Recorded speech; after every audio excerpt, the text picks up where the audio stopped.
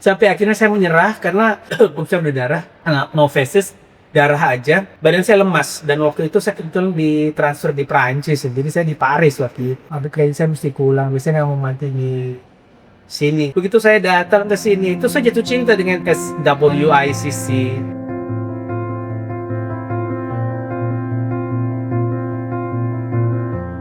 Perkenalkan, nama saya Vero Patrick Viscount. Kegiatan saya adalah saya pelaut dengan segudang aktivitas. Saya ingat banget waktu saya didiagnosa sakit kanker. Sebagai human being itu loh, saya masih denial dengan apakah saya sakit kanker atau tidak.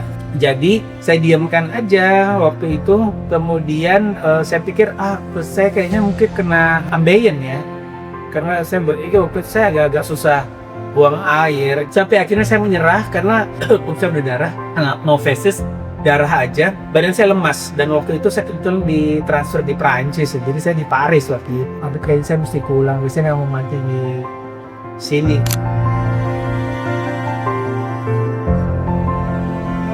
Begitu saya datang ke sini, itu saya jatuh cinta dengan SWICC.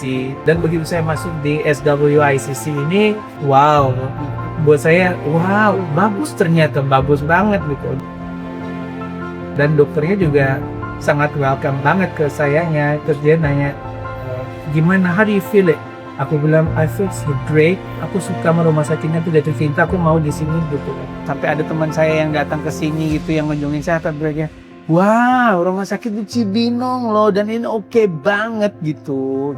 Dokter maupun nursesnya juga they are so welcome, excellent buat saya. Pesan saya adalah jalani hidup dengan benar. Kanker bukan pembunuh nomor 1 di Indonesia. Saya anggap Anda adalah cancer survivor. Cancer survivor, bagaimana caranya kamu bisa survive dari cancer itu?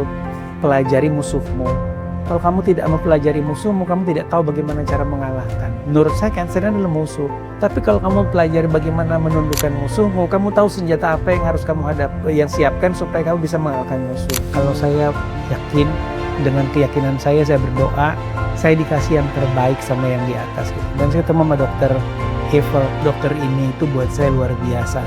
Jadi yang saya post dari dokter itu, walaupun saya nggak tiap hari ketemu ya, tapi selama saya di sini rawat 49 jam di kemo, tiap hari dokternya selalu ada gitu. Dan saya bahagia karena kita tuh ngobrol bukan cuma sekedar ini. Jadi dokter itu membangkitkan semangat. Jadi dia tidak pernah meruntuhkan semangat saya. Jadi kita datang bukan hanya ngobrol masalah kesehatan, tapi masalah hal di luar daripada kesehatan itu sendiri. Jadi kita lupa kalau kita ini lagi sakit gitu.